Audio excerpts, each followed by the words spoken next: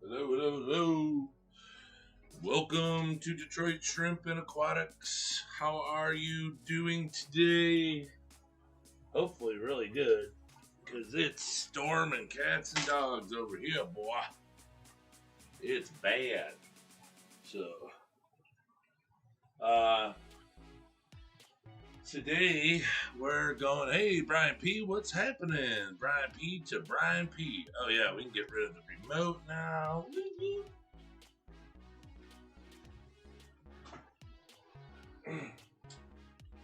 Yeah, so we're good. Today, just thought we'd come hang out for a minute. Chevy Fish, come and hang out for a minute and do this last row. Yesterday, I did the row right here. I took out the Fluval and the Aqueon light and put up the LED lights. Looks beautiful. The whole wall's all done. I don't know if you can really get the gist of it, but now it's all done. It's really comfortable for us in here, for our eyes and stuff. It's way dimmer than what the camera shows, but I mean, it's showing it to be pretty darn dim. And those are 5,000 uh, watt lights. So then we put some extra of this black stuff, the weed block. We put it across the back. Since we're aiming the lights backwards, we don't want it to be really, really bright over there. And I put another piece down this side to darken it up. So, and then over here, Monster Fish Gal, welcome. Then over here, what we did, let me see if I can turn this up. Up too high, don't need to see my joists. But, it'd be like right there. The windows, I covered both windows with an insulation that comes in some of my wife's packages.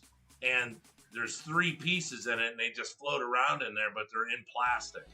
So I don't have to worry about anything getting in there. And it's just, this one will stay. It's just to help me get rid of this algae. And then I'll come up with something nicer because I was gonna blacken that wall. Hang this, this weed guard on that back wall to kind of darken up some of that white so it wasn't so bright because it's just there's a lot of acreage up there with white on it. So, but everything's coming out really nice. It's dimming down since turning the lights backwards and aiming it that way and using the light to help bank it off back into the tanks. It's really phenomenal how good it looks, and I'm really excited to do this last row right now. So that's what we're gonna do, and I just figured I'd do a stream so everybody can sit and kick it and talk about new stuff they're doing or new stuff they ain't doing, and watch us finish our last row here in the shrimp room. Getting her done. All right, hold on. 1, 2, 3, 4, 5. Okay, we got 5 chain here. Yeah, I went to work and it was pouring rain so hard. I was like, I'm not getting out of my car and going and getting soaked. So I sat in my car for about 40 minutes. No one called me. No one needed me. So I came back home. And we called in today. All right, I'm gonna hop down here real quick. What we got? Monster Fish Gal, Leah Jet. What's going on? Degenerate Fish Keeper. What's happening?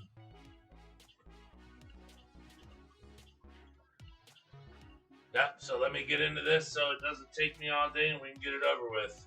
But I want you guys to see what the finished product looks like. So what I'm doing here is taking out the third 4-foot light. So there's one here, there's one there, and then there's one in the middle. Too much light. It's like up here, I took it out, and it's way quieter, with only 2 lights. Because they're strong enough. I don't need to have 3, but I didn't think about that. I thought more power, and it's not needed, so I don't like it. To me, it's not so good. The filters down here covered with algae. Everything is right in the middle on all the rows are covered with algae. And the ones up top have a lot of algae because of the sun that was coming in the window. So I blocked them, and now I'll deal with these lights, and it'll be over. All right, so.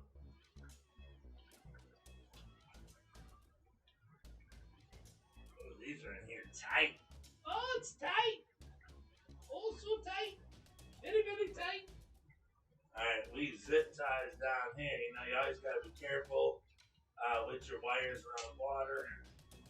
You don't want them going down into it. These are wired funky. So the plug comes out down there, and I got it run all the way to here to the center of this, or to this one. Alright, so what we're going to do.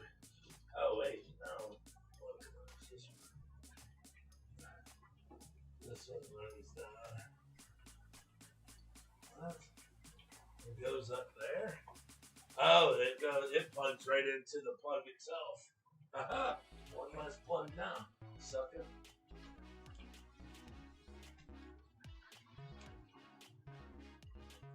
Like I said, that was one of my other big things was getting rid of, so many plugs and stuff, so.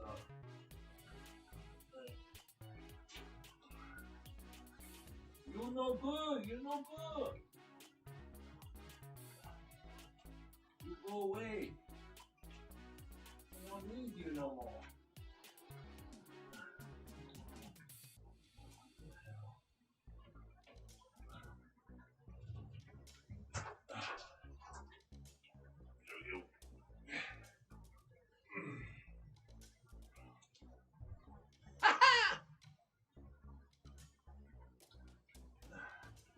Alright.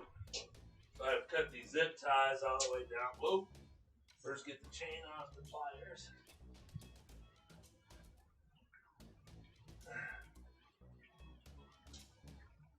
This is stuff that excites me, and keeps me going in the hobby is upgrading and not even doing stuff that costs money. Just changing stuff around. It's kind of like what you do with your furniture.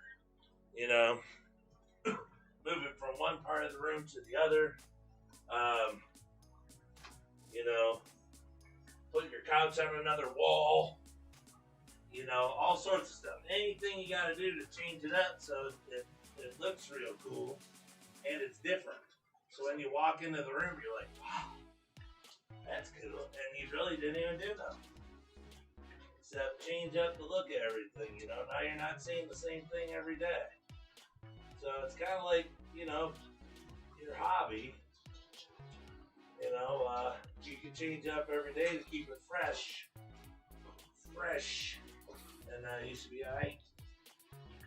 Come on, son. Yeah. There's one. One side. One side. This one's gonna be really easy, I think.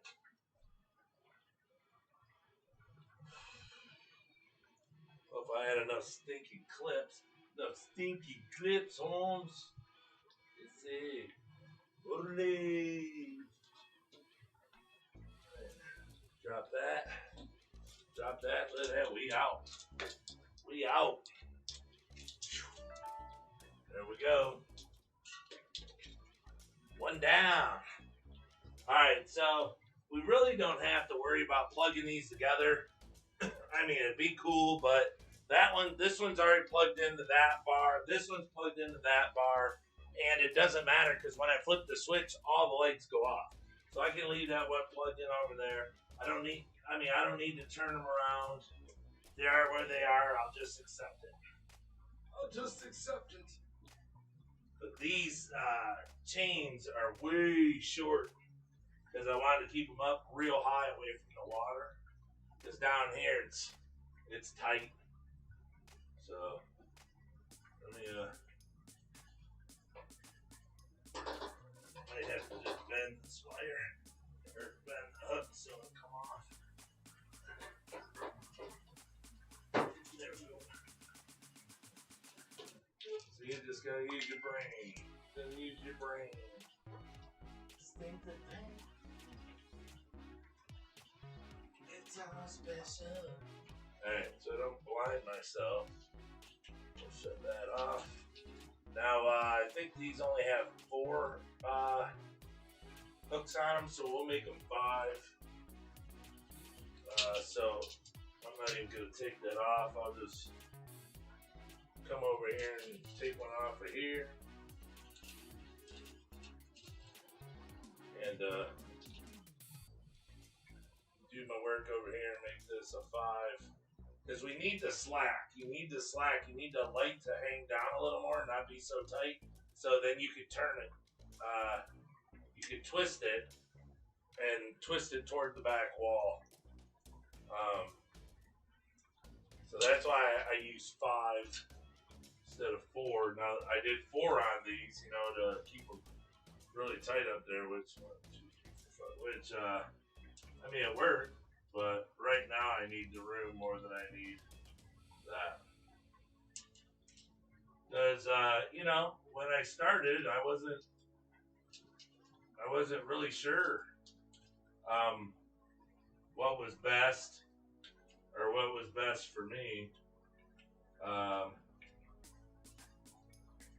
see, that's the cool thing about doing your fish rooms and stuff is you get to design it the way you like it, you know, because you're gonna live with it like that. So you want it to be comfortable for you, you know, and be the best for you, no matter what. It's just the way it's got to be. Because if you do it the way everyone else's rooms are, you might not be so happy in the end.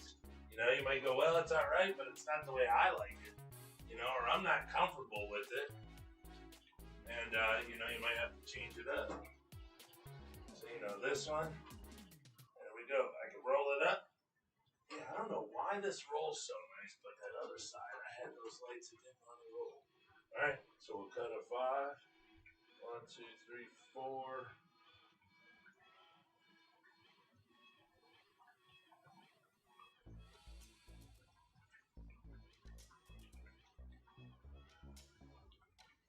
One more loop, baby. One more loop. Woo! And then, yeah, just tweak this one up, and then we can turn it back on.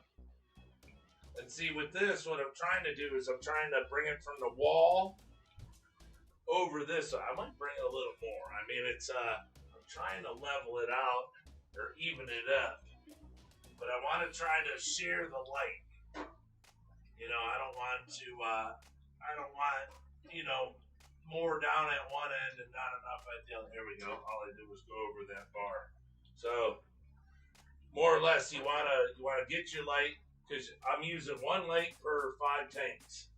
So I want it like center of the first one, center of the 5th one over here, you know, and then put my chain on it so I can twist it up. That's it. 4.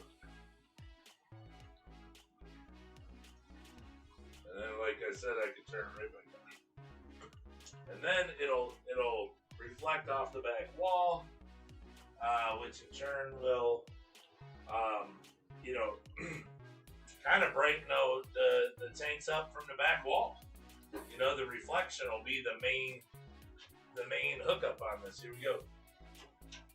So see, it's not blowing down. You don't see that light in your face now, but it's aiming toward the back, reflecting off the wall. So the look of it's way different now. So see, I can drop this down. This is done. Drop the center down over here. And let me go do this last one. Alright. Just hoping y'all can see me. Alright. So, alright, same here. Bend this hook up top, or the one on the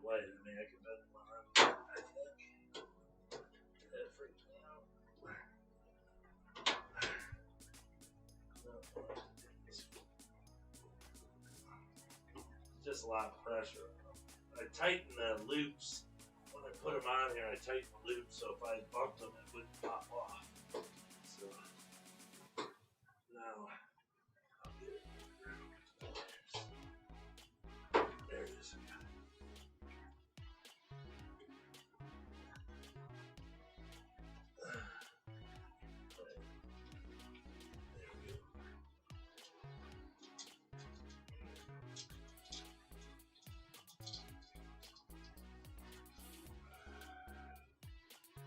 And like I said before, this chain I got at Ace.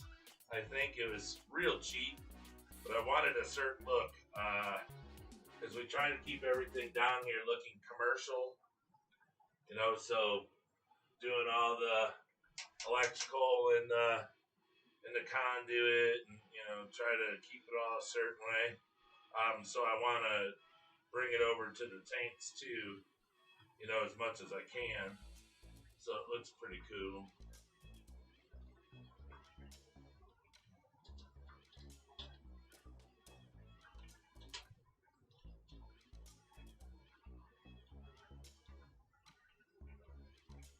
But yeah, I don't know. I think about like 5 feet of it or something. It was cheap. But I had it chained up all different types of ways. But I told myself I wanted a bunch of extra because I wasn't for sure how I was going to hang them, how long the chain was going to be needed, to hang them where I choose to hang it. I didn't know, and I did not want to have to go back to the store. That's like not having enough lumber to build something because you didn't measure it right. Who wants to do that again? And people are like, "Oh, you didn't get enough the first time, eh?" And you're like, "Yeah." All right. One thing I want to do is get this long pole chain off of here. Huh? All right. Your tank. All right. I don't want that pole chain falling. They all came with super long pole chains. They're great lights. Good quality for $20, $23 or something.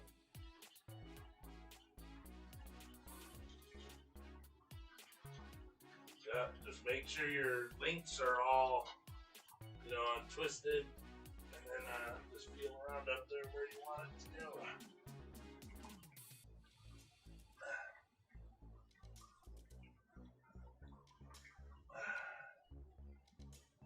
And the shoulder pops like 43 times.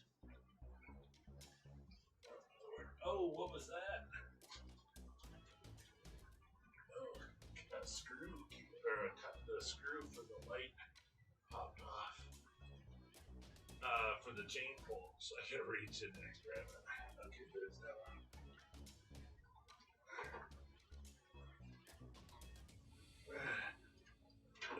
That's squirting water, no good. I don't feel like dying today. Alright, there we go. So half in the center of this tank. Almost half in the center of that tank, but it could be adjusted. Then one last thing, get 5 more chain. 5 more links.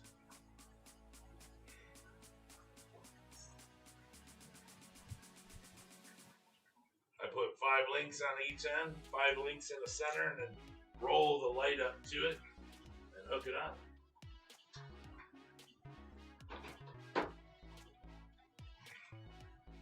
There you go. All that light that was down here on the floor by my feet and stuff, it's all gone. Now I have to get that. I gotta get a piece of metal.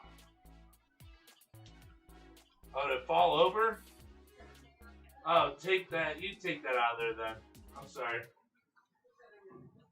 Alright. I was gonna put that back in the tank.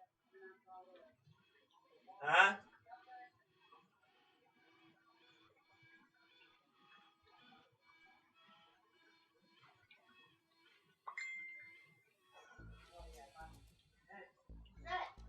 What?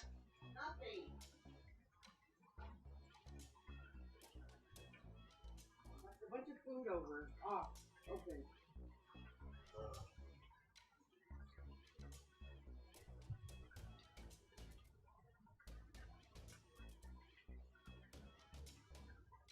Alright, I'm not done with that. I'm not done with that crap.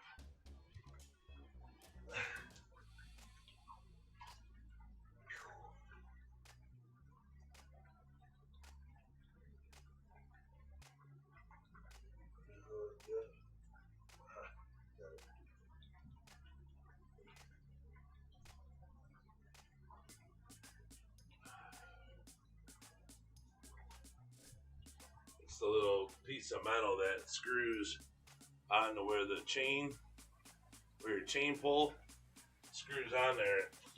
Came loose, fell right in the tank. Oh.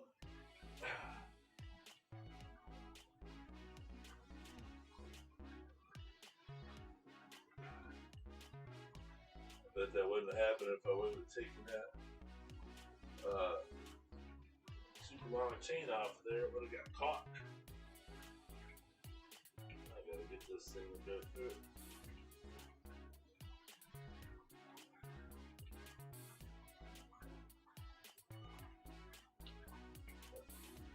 It's not allowed to do.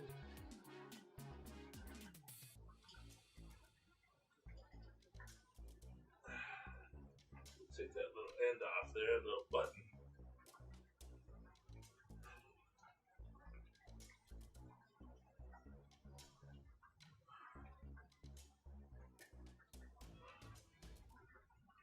And you want that on there because it holds your clicker in place, you know.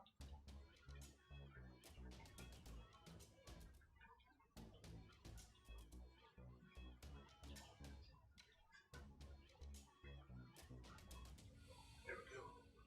Where's that little button? Put the button back on. Hey, little button. Hey, little bud.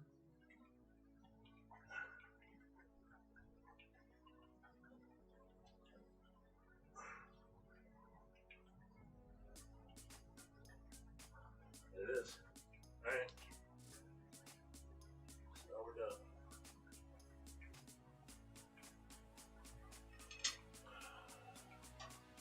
We are done.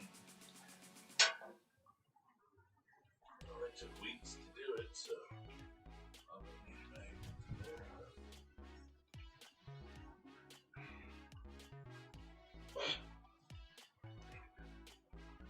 So now there's only 2 lights.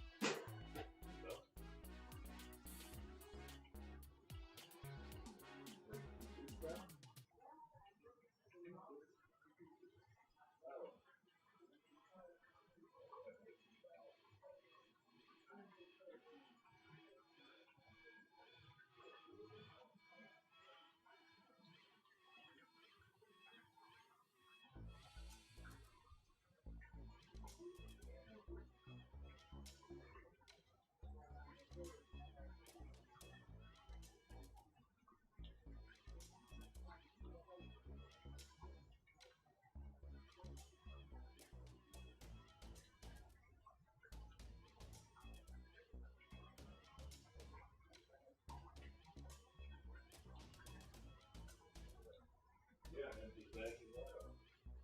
Sounds good in the hood.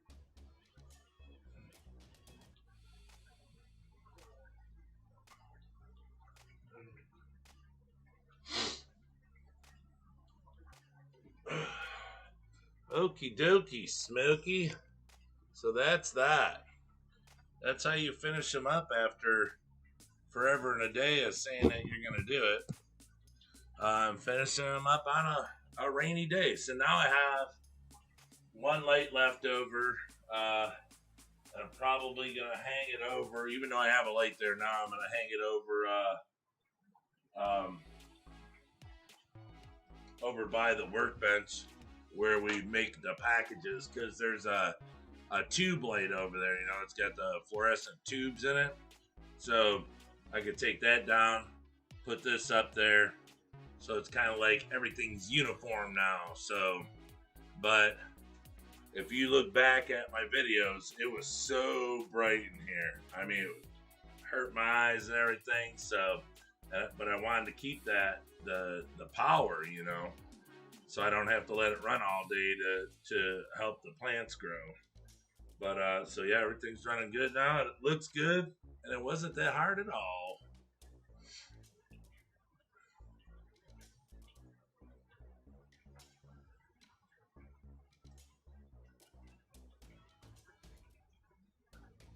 I have WC and 8 to do. Oh, water change times 8 to do. Can't wait to get an auto water change system. Yeah, wouldn't be the worst thing. I mean, I can say it wouldn't be a big deal, but if I had one, somebody just gave me one and hooked it up, I'd probably be the happiest guy in the world. I'd change my opinion on it all day. Because they can go places and do stuff you don't have to worry about it. More power. Yeah. Anyone here use TV lights? I find my T5s aren't great. Yeah, T5s they really don't even make anymore. My buddy's got a bunch of them at his store, but yeah, they're becoming hard to find. Oh, T8 lights, not TV. T8s. Yeah, hey, the cheapest lights that you can find, Leah, are the best ones, unless you want to do color. Well, T8 lights can't do colors, so yeah, the best ones are the cheapest ones. You know, like I said, I mean, I know you live far away from stuff, but I paid 20, 22 or 23 bucks a piece for these. So they work great.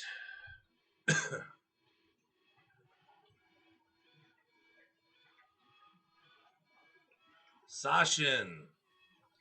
I'm not gonna try your last name. Kumar Avelyu. Kumar Avelyu. Sashin Kumar Avelyu. We need hiding spots for shrimp breeding, or we leave it plain because they are not meeting. I think it's because hiding spots.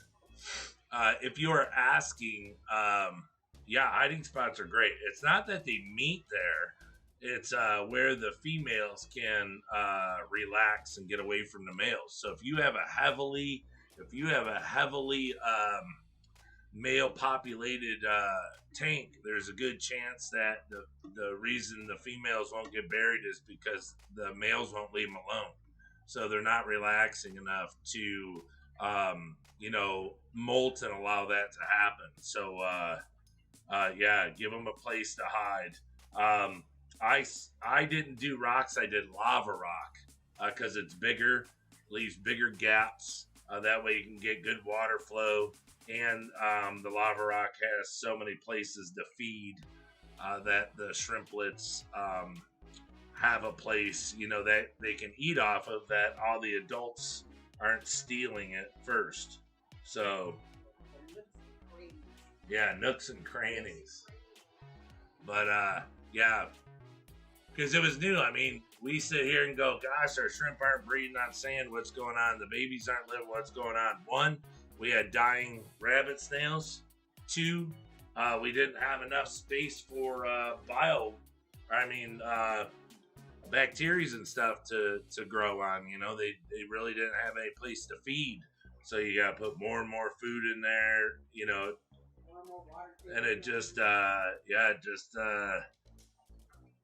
you know, creates a mess because then, yeah, more and more water changes to keep up with the more and more food, you know, and it's just not a healthy environment for the shrimp. So yeah, we switched up to the lava rock, and they love it. So 1 second. Good afternoon.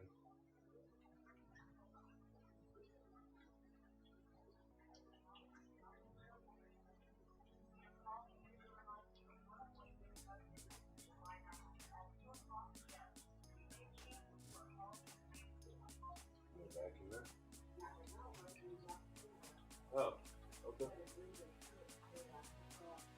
Huh? Oh, all right. Yeah, when you're done, I'll bet. Okay.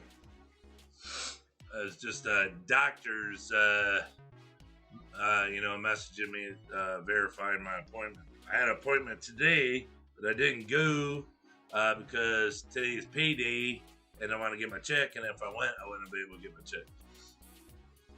So yeah, to finish that, yeah, hiding spots is really good. Plants, they love plants.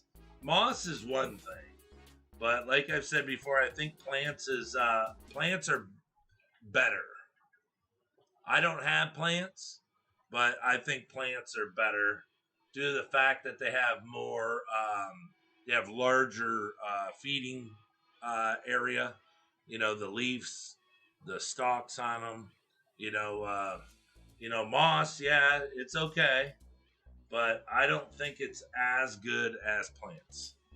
That's just from all these tanks, everything I see, and then I move some plants out of a tank, put them in another tank where there's shrimps, and they have moss in there. They're just attacking the plants. So it shows that they like plants because the leaves carry a lot of beneficial stuff for them to eat. New local Austin, welcome. What's happening and what's up, Mr. Gromby? What's going on? I use Sylvania Rolex out of the lakes. Ooh, big jump, big jump. You guys got some nice leg shots.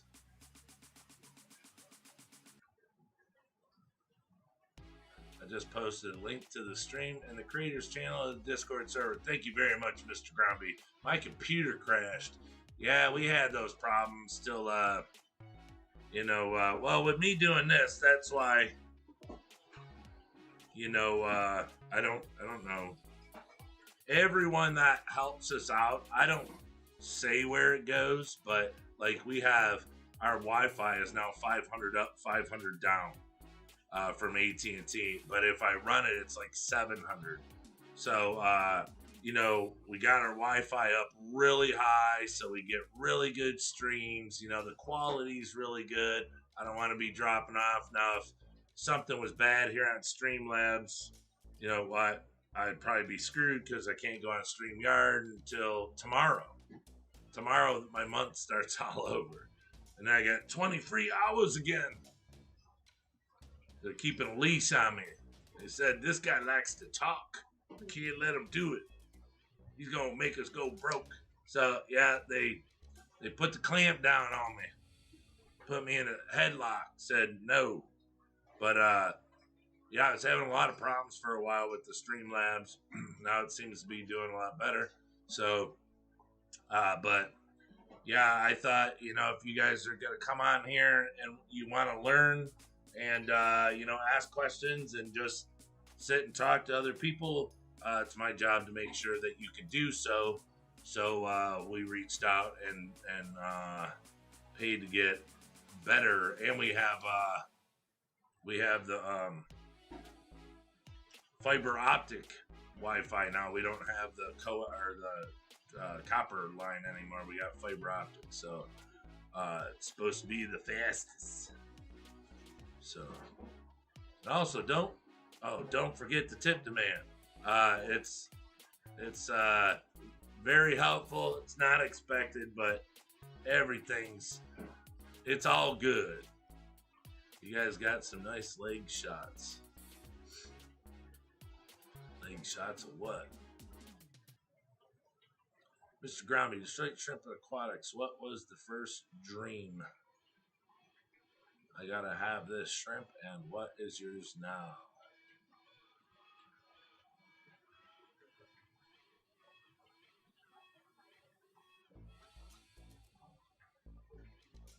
I gotta have this shrimp was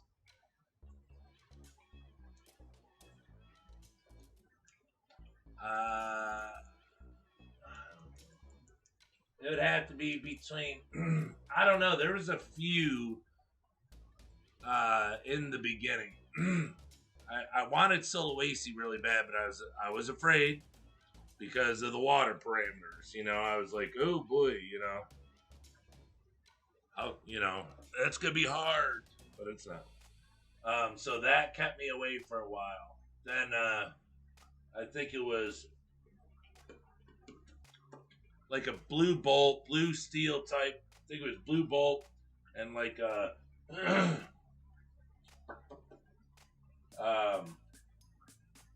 maybe a blue sapphire. But my first kind of shrimps were snowballs.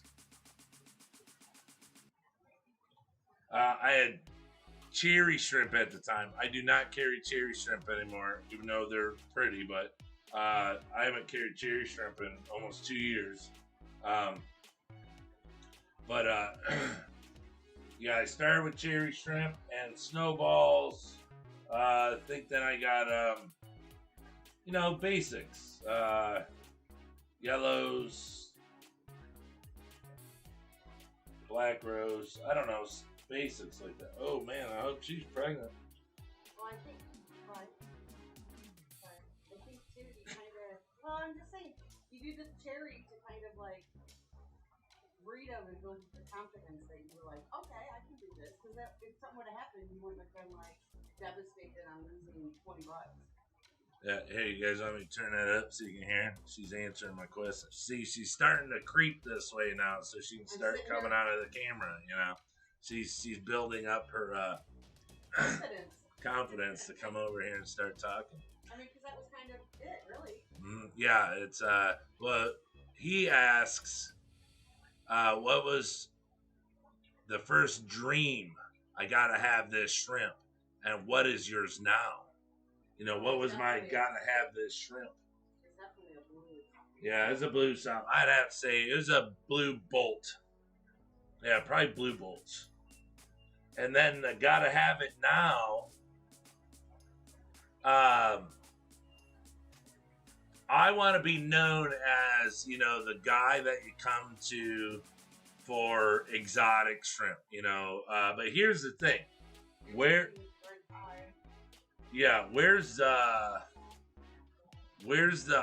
the shrimp hobby gonna be, in a year from now, 5 years from now, meaning the designs that they're coming out with. Some of the designs are crazy cool. But I would love to have super, super high grade, like snowball or snowflake, fishbone, or snowflake boas, just be known for such high grade shrimp. But I don't know. It's what I really wanted for a long time. They had gold fish bones. I thought that was the coolest. Or yellow fish bones, even a yellow galaxy fish bone. But they were at the time they were $100 a piece. I couldn't even bat an eye at it. But I don't know.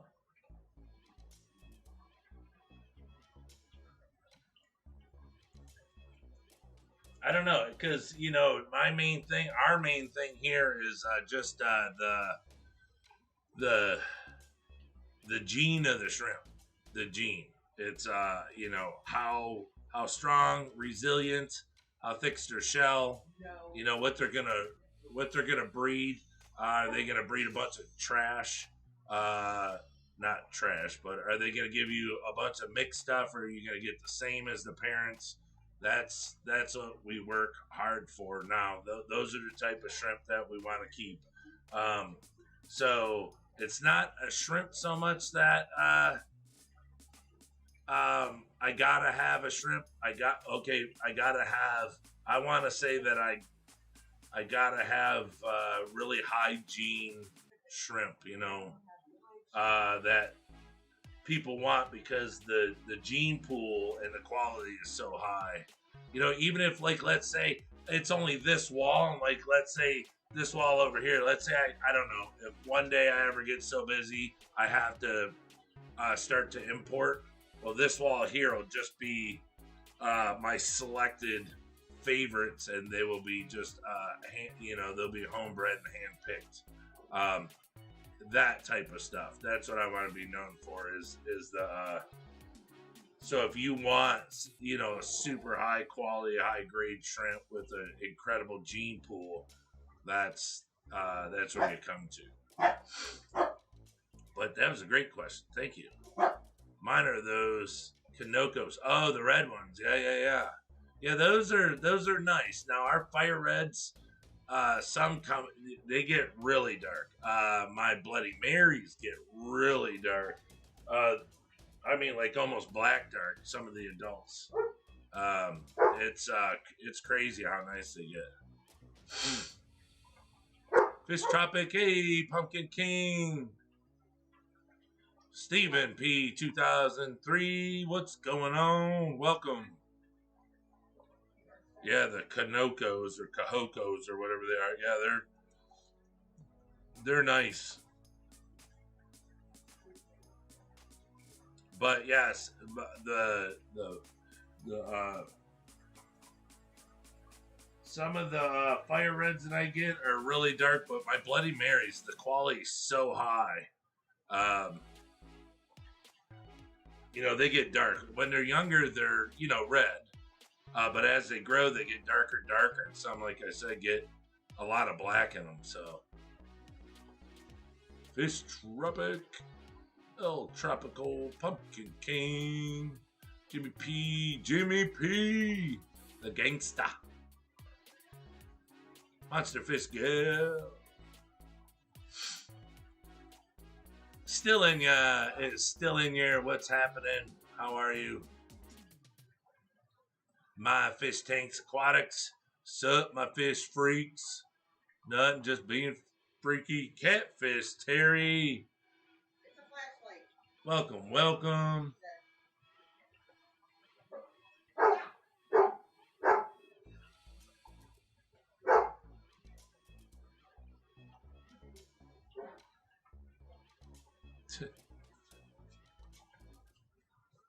So, Danikin Aquatics.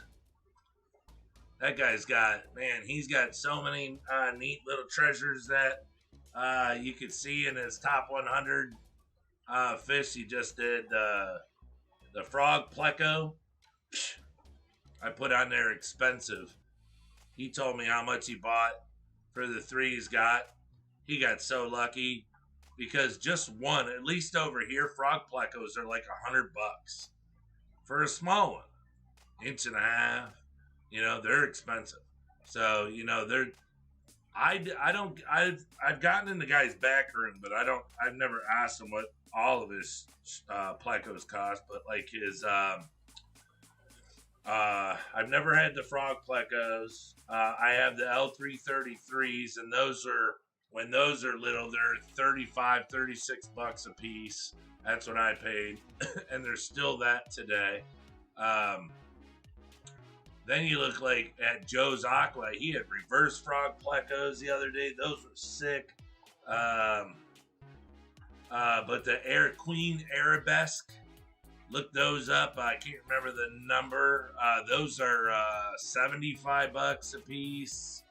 Because over here by me, you can get plecos that you can't get anywhere else. And that's the God's honest truth, because like I said, the guy over here has a collection of plecos that no one has, because he did what no one did. And he took so much money and bought all the plecos before they were on the red list.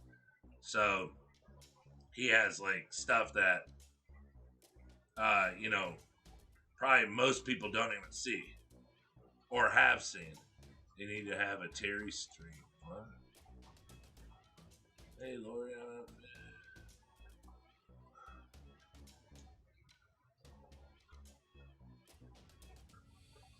I'm gonna start shipping plecos to you. Not to me. Ryan, you good in a boat? Yeah, I'm good in a boat. I don't like where that's going. Something tells me I'm going to be crossing the Detroit River. My fish tanks. Hey, does he have zebra plecos? How much? My buddy's got zebra plecos. There's one guy here in Michigan, and he lives where I grew up, in the city I grew up, and they call him Pleco Joe. Um, and I don't know. I think I told you guys this story before. Someone called me and said, "Hey, I'll buy every Pleco he has if he'll give us a deal. That way, sell them all." So I called him and I said, "Hey, how much?" He said, "For the adults, I'll sell them for 75 a piece because they're $100 an inch." So the 4-inch ones were 75, and then on down he was giving me a discount. It was like $25 a Pleco to buy all of them. And then my buddy kind of flaked. I was like, "Dude, don't ever do that to me again because it makes me look terrible. This guy's not going to waste his time with me anymore. If I do dumb stuff like this." So now my buddy at the store, he wants to buy them. And he's like, "Brian, you get it up. Whatever. If you can get a discount on them, I want them." I said, "How many?" He said, "Every single one of them." So, but yeah, Pleco Joe, I don't know how many tanks he has now. When I went there, I think he had three like 100 longs or something, maybe with like 30 or 40 adults per tank. So many Pleco caves, and then maybe they were 120s, but I thought they were 100s, 110s maybe. But then he has other tanks breeding other Plecos. He's got a discus tank, he's got it down at his base. He's retired from Fords, so. But yeah, the zebras they're a lot of money. But I can get them, like I said, like $25, $20 less, unless I just want like one or two. He doesn't drop the price. Me and him aren't like super tight. I just know him and I've been to his house. So.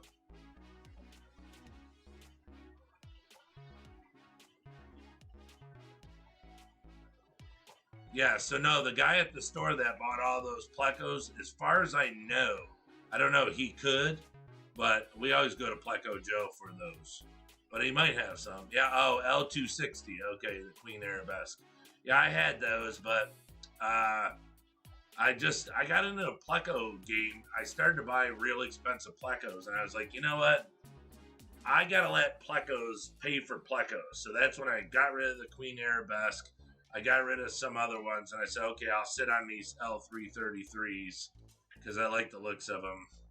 Now they're almost all adults, and I don't know. I haven't been able to look down on them to actually sex them, but a lot of them are backed up backwards into the caves, and they're just sitting there. Now, is it the cave that's doing it? They don't like the caves. I don't know, but they're the ones I made.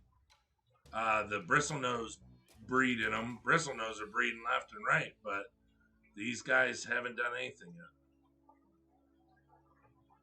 I wish I was there and had a couple $1,000.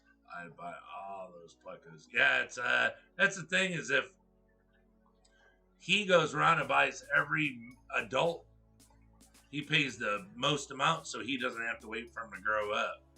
And you figure he has videos all the time. There's a group online on Facebook. It's called Detroit Pleco something or other, and you go on there. He's on there all the time, and it shows the minute they lay the eggs, he goes in there, gets the dad out or whatever, undoes the sack, gets them to come out, and then he puts them in a bubbler. He does not want to take any chances of losing any of them. So yeah, he bubbles them and that's it. But he's really good at it. Your T8 response. No idea.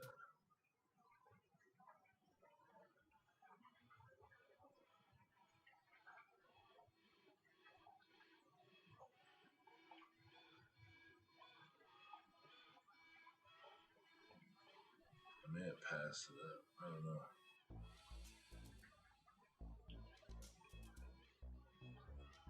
I'm not wearing my glasses, so I may pass up some comments. Anyone here use T8 lights? I'll find my T5s aren't good.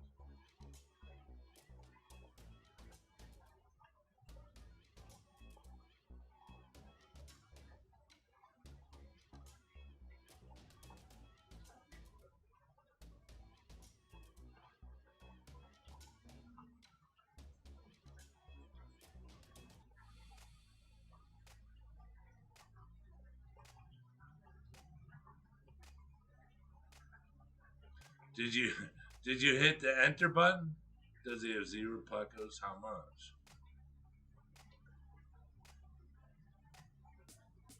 Yeah, and I answered that. They're $100 an inch.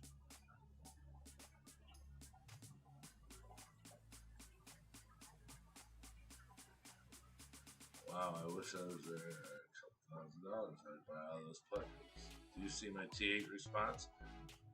Oh, that was Chevy Fish. I'm sorry. I was looking for Leah Jet. Bro, I can breed so many Plecos. Maybe I'll just flip them over to you. Yeah, get like a Batman coupler or something, and shoot a string over, and then we'll just like, you know how they used to do laundry back in the day, how they'd hook it building to building, 80 feet in the air. Then they pull the rope back and unclip it, and we'll get that going.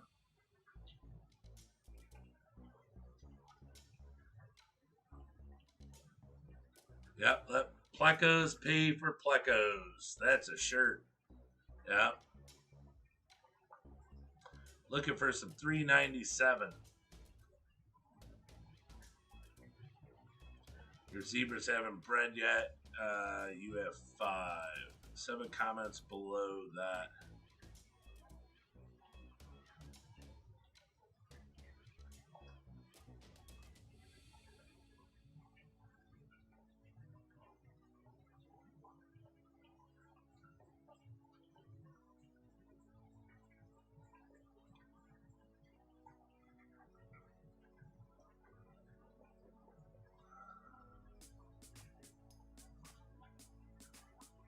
Let's see, it's 2, 3, 4, 5.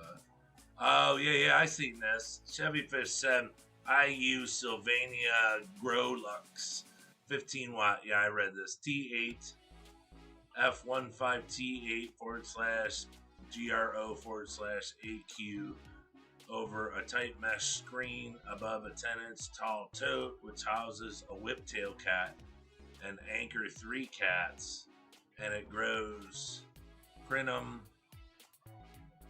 calamastrum,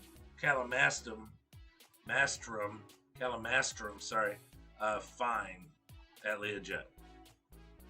So it sounds like the Sylvania Growlux 15 watt T8s do really good on a 10-inch tall tote. See, and that's what we talked about before. 3 anchor cats. Ooh, you got cats.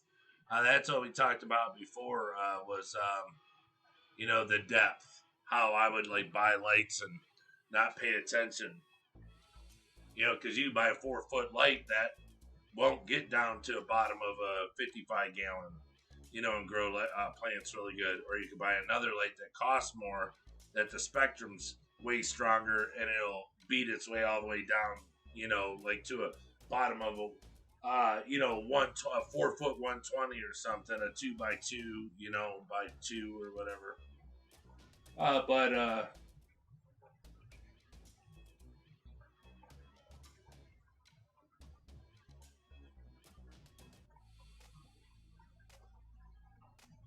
something stuck on my glasses. The tank. The wife must have put something on there. So, yeah. Oh, I don't know if you guys see that. That's clearing up really good. All the algae starting to dissipate, go away. I got to put more water in it, though, but bright and clear it is because I took all the Anubias out except 2.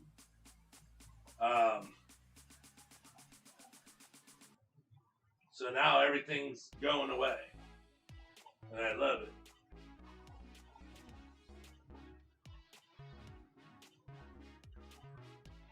I gotta feed my little my fanfish in here.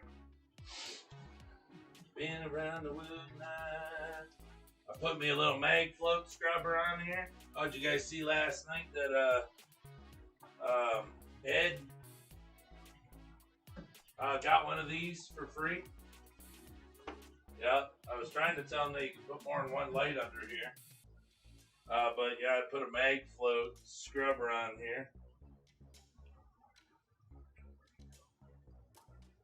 Works really good. Flips right around the edges really good. Yeah, I got two. Should be like three. I think there should be like three.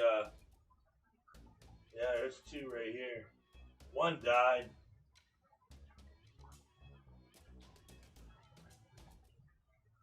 I don't know. I think they'd be better if I took them out and put them in the big 125 into the harder water, but I was thinking about that the other day, taking them out, scooping them out, putting them in that real big tank, let them live really good in that tank instead of being over here in the soft water. I mean, because they're freshwater shrimp, so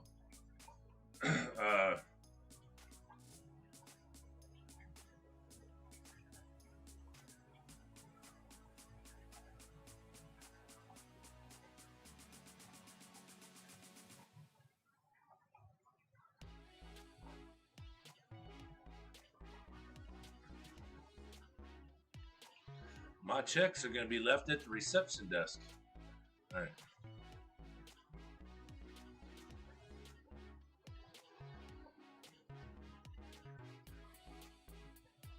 Because the tank comes with one light, but one light's not good enough. I don't care. It's just not. So I put another Fluval in there.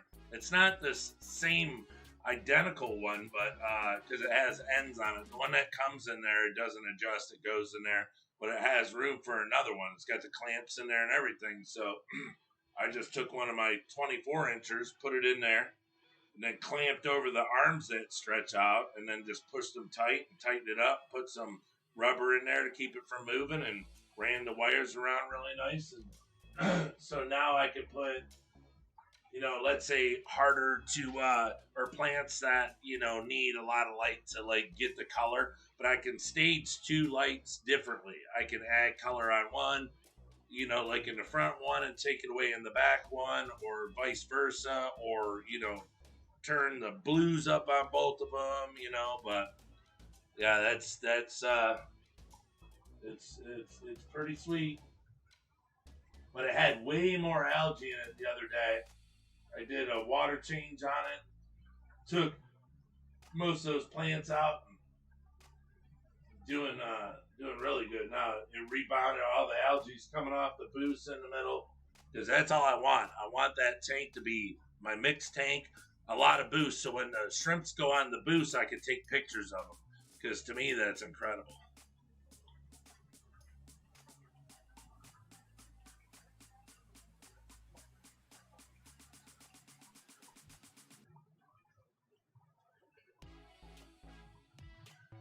If it was me, Leah, with them zebras, I'd just give them a big water change with cooler water.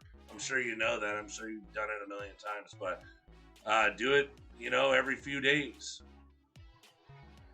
I just lost YouTube for an update on the app. Now I can't scroll up that high. Damn. Well, I read it to you what it said. Where, Miss Gromby, where do you think the shrimp hobby is going in the next 3 to 5 years?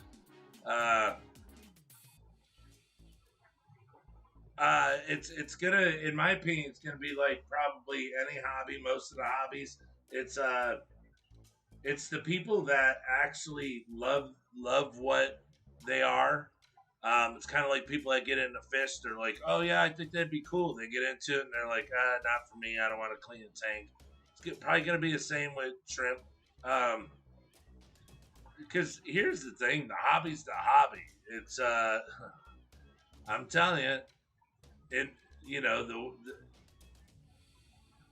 just how I see it is most people. Well, I shouldn't even say that. Let me rephrase this. Um, I enjoy the hobby very much because I have anxiety, panic attacks, depression, and it makes me feel good. Uh, so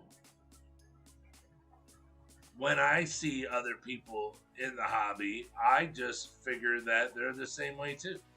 And some people might say, "Oh no, I just like to keep snakes, or I just like to do this or do that." Well, okay, but I think what's going to happen is for shrimp and everything, it's the hobby's going to stay super strong, but you're only going to have the people in it that are really serious about it because of the passion that they have for it, because of how it makes them feel, and what it does to them to take care of you know something like that. For you to be able to have a tank full of something and to watch it flourish and explode, and it's doing it because of the way you take care of it.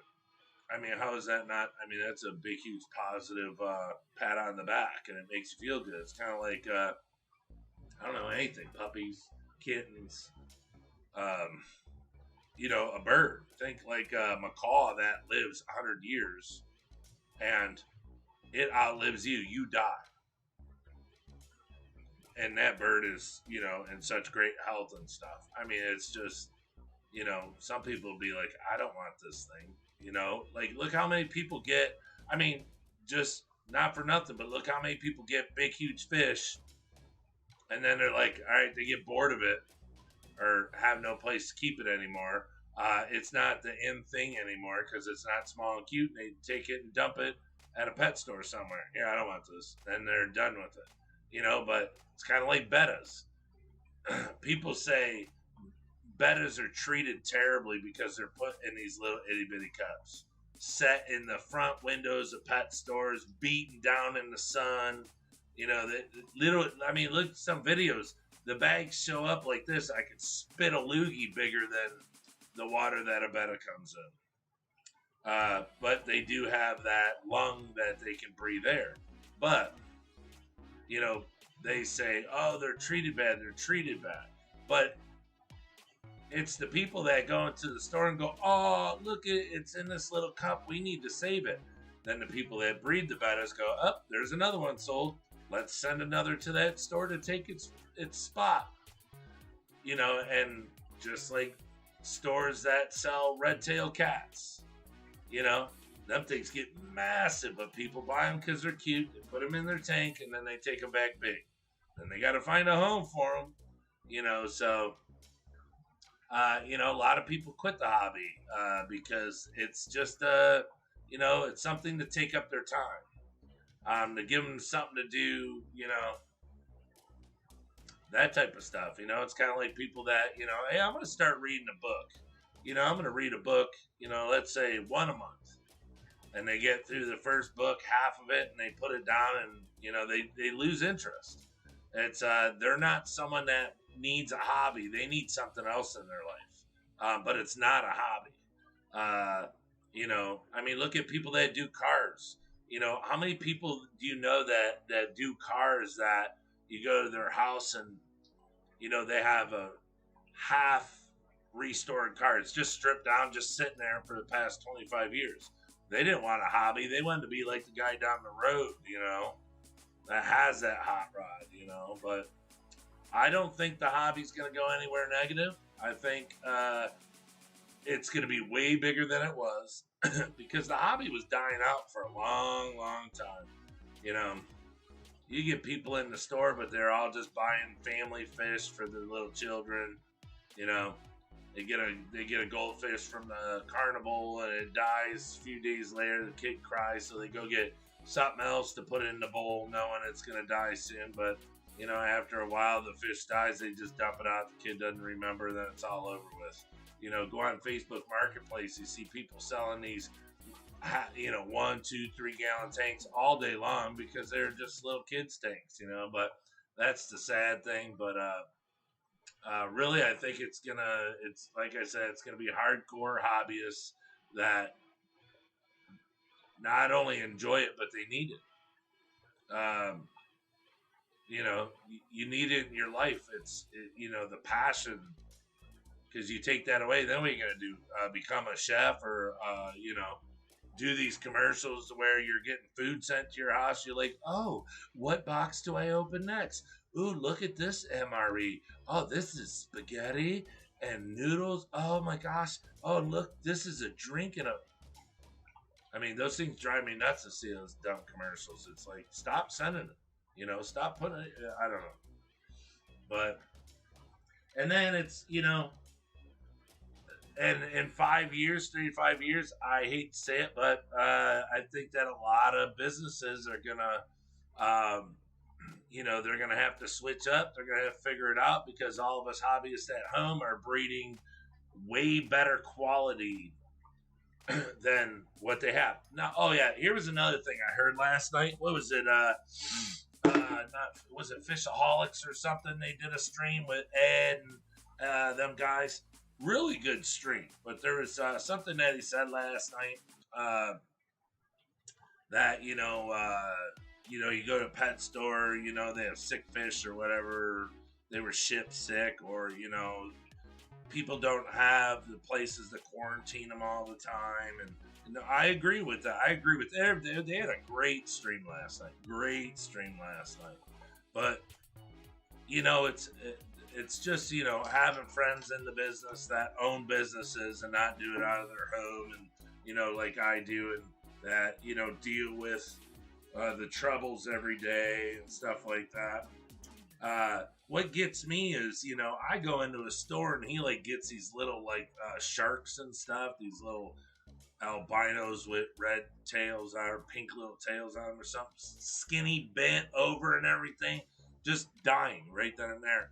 And the thing is, you know, a pet store gets this stuff, but I think instead of, you know, most of the time saying that it's the pet store, not saying it's their fault, but it's how come no one rides the people that send it to the pet store? Because the ones that breed the fish, like in Florida and all over the place, where they order these fish from, they're the ones that are breeding, producing, importing all these sick fish.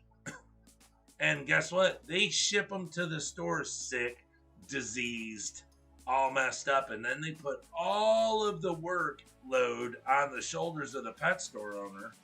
And so now when they show up, you know, you're just shipping off, you know, bad stock. And now you can call them and say, hey, look, they all died or they're sick. And then they say, oh, okay, we'll credit your account. But the thing is all they're trying to do is get them out of their tanks, send them to all the pet stores and see if they can sell them. You know, and because, you know, it just anywhere they can make money.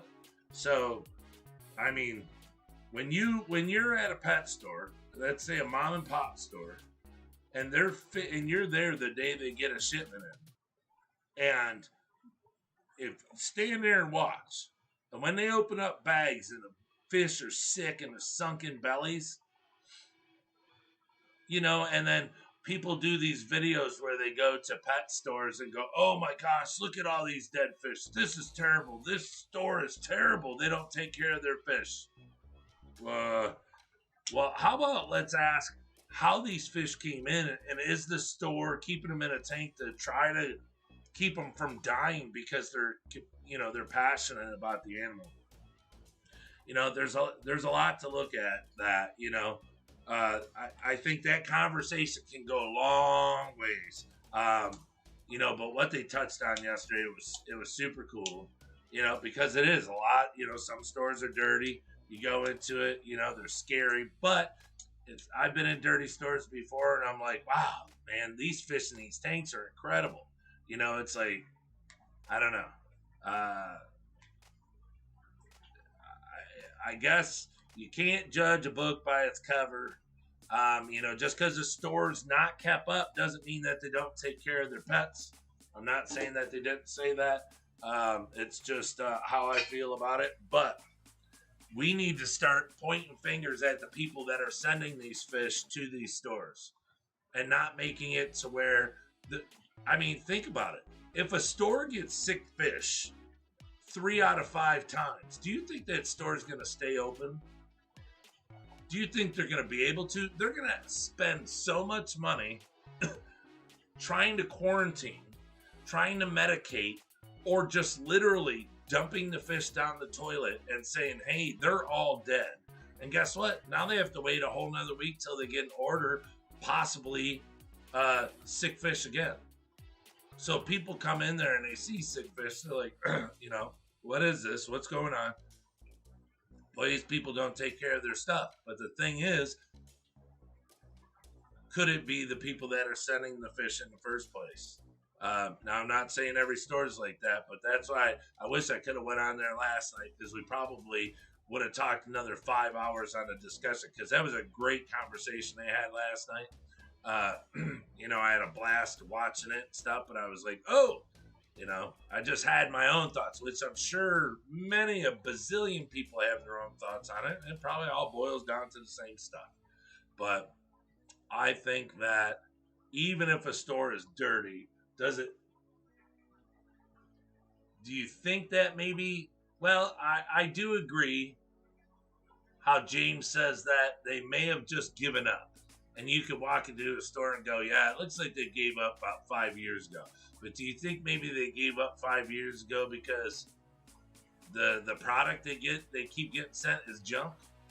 The fish that they get sent is junk, and you go look at their fish and it's all basic stuff. There's only a few in there. There's sick ones. They're just like, look, we're tired of it, Maybe those stores should stop selling fish and just sell dry goods. Nothing but dry goods. I mean, how cool would that be? Going to a store just to buy dry goods. All the foods you could think of. No fish. It's just they're going to carry all the foods and everything that stores don't carry, because they have all those tanks and they don't have room to carry it all. Just something to think about. Yesterday I asked you for a good starting shrimp, and you asked for my tap water parameters. Here they are. Whoop whoop. pH 7. Ooh, we're dead nuts. KH 80, GH 120. So is that 8 and 12? So is it 8 drops and 12 drops? Yeah, so it'd have to be 8 drops and 12 drops.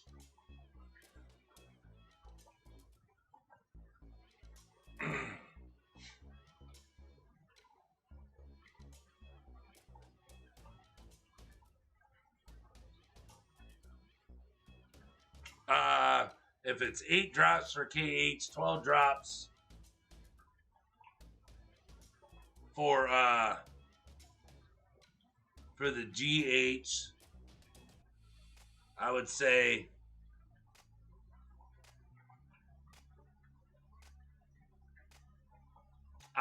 for now, I would probably dilute your water with some distilled water. Like, let's say you got a 10-gallon tank. Put 9 gallons of your water in it. Put a gallon of distilled water in it to drop that GH from 12 down a little bit to start. Or you're just going to have to drip them in for a long time. And then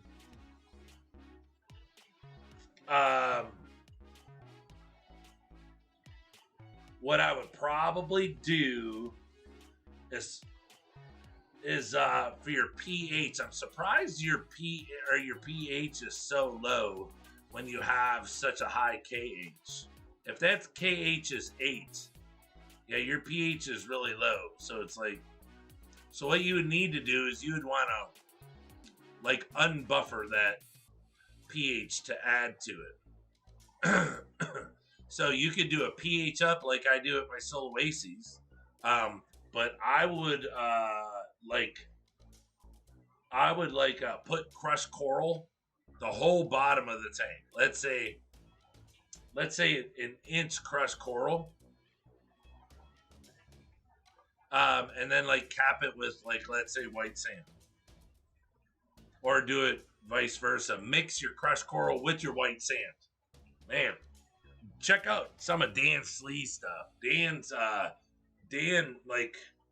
does in his Caradina tanks. He like slopes it. He like puts most of all the substrate in the back, and then when it comes forward, it like goes to bare tank, and then he sprinkles like sand up there and stuff to cover it up. But all the substrate's mainly in the back, so he can feed up front. It doesn't go down into the substrate, and then when he goes in there to vac, he can suck that sand up, dump it out, and just drop new sand in there.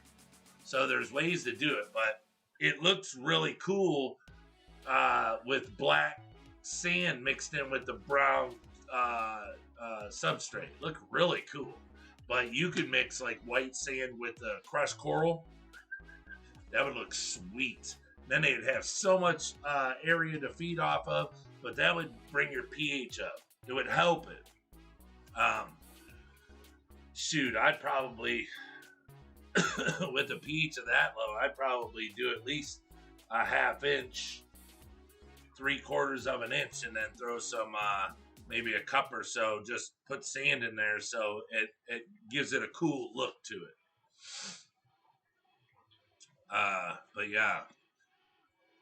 But the GH and KH, I mean, excuse me, it's not detrimental. Nothing's gonna die. You just wanna, like, here I'm at like 6 GH. So you would want to do a long drip.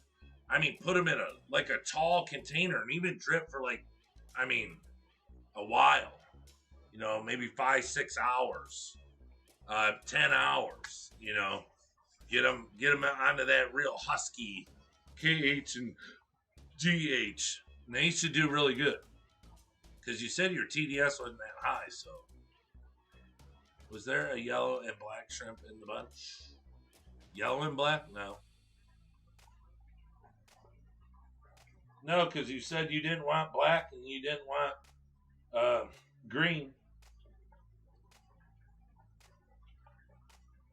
No. Nope.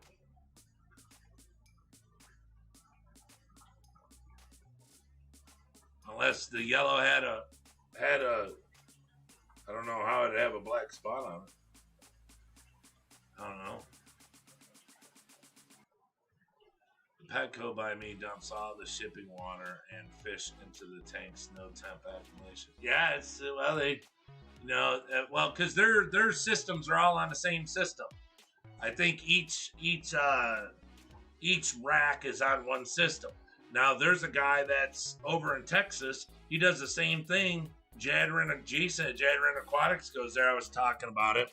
He takes the bag full of medicine and everything, cuts the bag open and dumps it right in the tank with fish that are already in there because it changes water all day long. His water change system runs all day long. So it's like nothing that it's not going to hurt the other fish, but yeah, acclimate shit. What's that? They don't.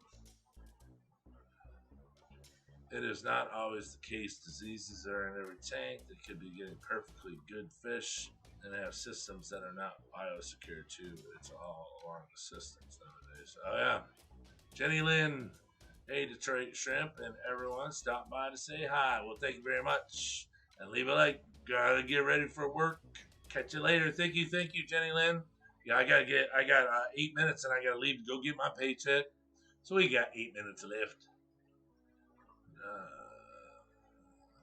I have well water. Yeah. Well water should be beautiful. That's what I'm saying. You could, if you drip it in, I mean, you could add some pH up like I do with Siloaces if you want to bring that pH up some more. But that's the whole thing. Make the tank that way. Add your pH. Add your crushed coral. Add pH to it. Get it right where you want it. Maybe dilute it down a little bit. Because if you dilute it down a little bit, think about this. If you dilute it down and get your GH around 6, 7, that'll bring your KH down around 3 to 4. And then you have all the crushed coral in there, all that stuff. Then you put some pH up in there to raise the pH up, you know. And then every water change you do, you're gonna, let's say, do a half a gallon or something, and you're gonna want to check your pH to make sure your pH is up, just to help work with that crushed coral. And then after a while, it should be just new well water with some pH added to it. Well water, pH added to it, stuff like that to keep your pH up. But if that crushed coral starts to keep your pH up, a little bit more, then I wouldn't even add nothing in it no more, and you should be good to go. Your Neocaridina are really they like hard water. It's what they come out of. That they're not a soft water shrimp. That's why they go on gravel, sand, all that stuff, because that's where they come out of. And the Caridinas come out of soft water. So, they say it can go up to TDSs of so high, but, it used to be just fine. But if you put them straight into the water you got, I would drip them at least 6-8 hours. Slow drip so they don't freak out and it's not too stressful on them. Because, my water is not as hard.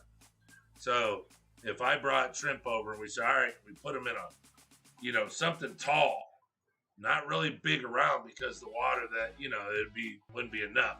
So, you don't want it as huge, but you want it tall. Or, it doesn't have to be tall. You just drip it, and when it gets close to the top, dump half out. Drip it, half out.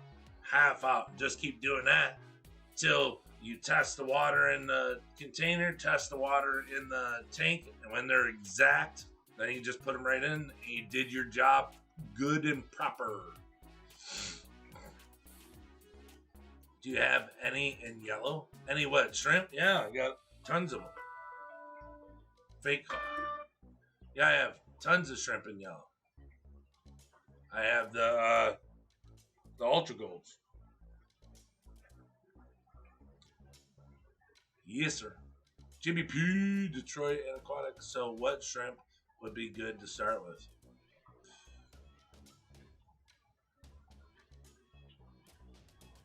I don't know. Probably the strongest ones, the best ones that I would say, because they're one of my favorites in my heart. Because I don't deal with the other ones anymore. I deal with only these because their shells are real strong. They're beautiful shrimp. Is the Fire Red. The Fire Reds, it's just an incredible shrimp. They're really resilient, strong, and they're just really beautiful. They're just great shrimp. All in all, they're great shrimp. And then it just comes down to color. The biggest colors that are sold are red and blue. Red and blue. Always red and blue, red and blue, red and blue. In the stores, people love red and blue, red and blue, red and blue. Well, I love black and white. I love a lot of the colors that, a lot of customers don't like. But see, that's, I like black and white cars. Let's say, a black 65 Mustang with a white top on it. Stuff and white leather interior. To me, that's cats me out. You can't beat it. But some people would be like, oh, I want it all red. Okay. But, I look at it that way. I like old cars and I like colors. I like vibrant. And the Fire Reds, they're just top of the line. Because after Fire Reds, that's the last one. Then it goes to Bloody Marys. And what that means is now your shell color, but Bloody Marys is meat color. So the Bloody Marys, their meat is red. Fire Reds, their meat is, whatever color, but their shell is red. So that's the highest grade before you go into, it's still on the cherry shrimp side. And then the next jump up is the Bloody Marys because the meat's red. You have been a tremendous help today. Thank you very much. Well, I'm glad. Thank you. Yeah, thank you. Hey, that's what I try to do. I'll come on here and just talk about anything. Or if you guys pull me into it and show me you want to talk about Shrimp, I do that all day too, or fish. I've been doing it since I was a kid. You know, yes, each bank has their own system. Yeah, yeah.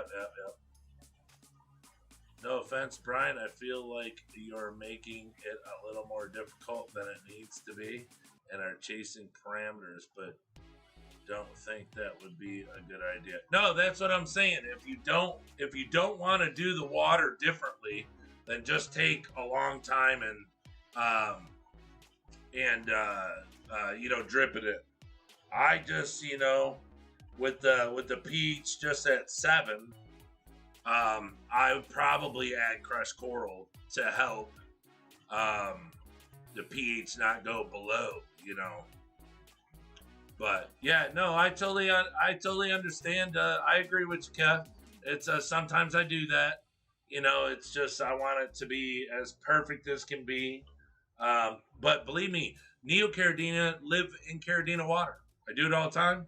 They love it. They have babies. It is what it is. So I just don't go the other route. I don't put Caridina in Neo water, even though they can. I don't know that they. I've never seen the positive on that aspect. I don't see babies being born by Caridina when they're in Neo parameters. I know people that got Crystal Red, Crystal Black, Tigers, all that stuff, and they don't see.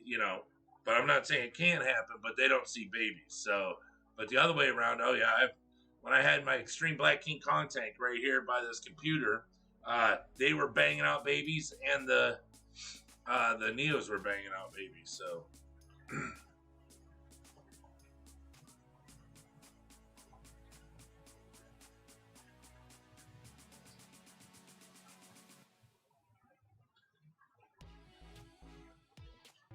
Your blues aren't doing well for some reason, give them a water change.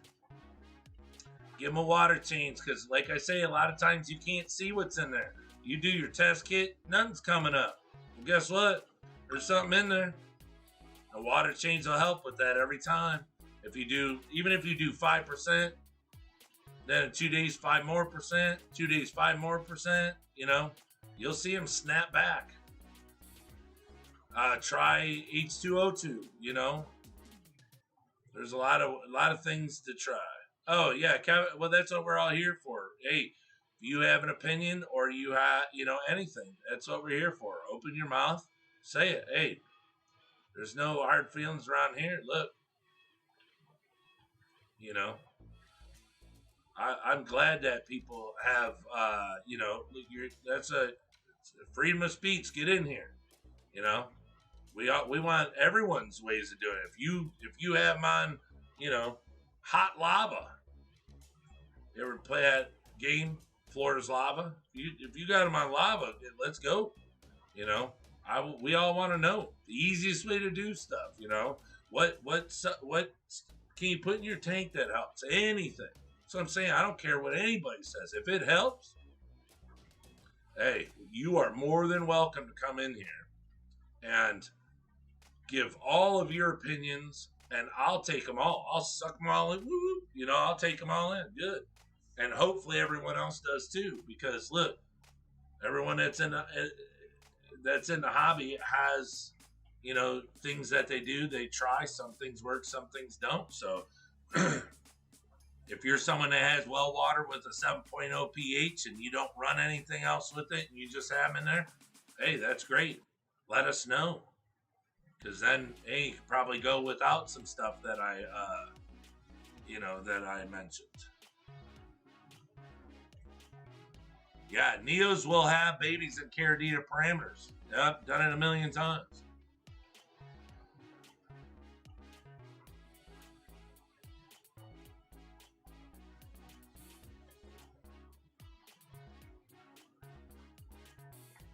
Yeah, that's right, Chewy. That's the thing is, sometimes I don't say exactly what I'm going for, but yeah, I'm not saying chase parameters. But if you put the crushed coral in there and add pH up for a couple water changes, and then stop doing that, and then just keep putting the regular well water in there, that the buffering of the crushed coral should help keep that at 7.0 or even a little higher. So that's all I'm saying, just to help out. Those that do work at PHUs pre-filtering to not go through that issue. Coach They do not chase parameters in an aquarium. Right. Got it. I thought you meant to keep dosing Pete. No, that's just to kind of help. It's like a support system for the crushed coral until it starts to break down. You figure what, a month or two, that stuff's already starting to break down in your system. And if you only do a water change, once every 2 weeks, you only take out, a little bit. I mean, it's only a few drops that you're putting in there, but it helps. Because figure if it's in there all by itself, but it's struggling to raise that pH, then you just boop, boop, drop a few drops in there in your new water, and then it's so it's dissolving, and all of a sudden there's no more pH help, but this is breaking down and it's in the water. That's why you don't want to do such large water changes in tanks that you have crushed coral and stuff, because then it has to fight to get all that new water remineralized again to help raise that pH, so. But all right, everyone, I'm sorry, but it's 2:05. I have to go. We gotta go. We gotta do some things. We gotta pick up some things. And I think I'm gonna take a ride to the pet store. So I would suggest Dolomite. Oh, Dolomite. I know Dolomite. That's one of my road dogs from the old neighborhood. Dolomite. A limestone, though. If shrimp are sensitive to sodium, there's some sodium in crushed coral. Well, yeah. I put crushed coral in my tanks down here. Yeah, I don't know. I haven't had any death over it, but I have crushed coral down. I have crushed coral in almost all of my Neo tanks to help keep that pH up there. I have it in pantyhose, nylons. Put it down there, tie a knot in it, cut it off, then tie another knot, fill it up again, then just chuck it in the back corner. That's it. Pumpkin King. Great stream. Thank you. All right. Thank you all for being you. Smile often. You too, my brother. But yeah, I gotta go. So thank you to all my members, all of my subscribers, all of my moderators. You guys are the best. You guys are the best around. So remember, Aquashella, next month we will be there. Anybody that can make it would be super cool. Yeah, that's our main goal. That's why I'm gonna go out today, try to hustle up, get some more cash going, and get things together. Gotta get that money together to go on vacation, to go see some fishes. Woohoo! So excited. But all right, everyone, thank you so much for coming and hanging out. You guys are the best. You're the best. And B and I. Yeah. Pumpkin King B. Pumpkin King. That Eddie Murphy movie. That's pretty funny. But all right, everyone. Don't forget the like button on the way out. Yes. And if you're not a subscriber, if you watched the replay on this, thank you for replayers. And please hit subscribe. We've been getting some new subscribers lately, and it's been making us super, super happy. So pass the word around. Let's get everybody in here. And let's rock and roll and have a great time together every time. And, make our day a little less stressful. Sorry, everyone. From Detroit, peace. Take care. And remember, when you're doing those water changes, spit. Don't swallow.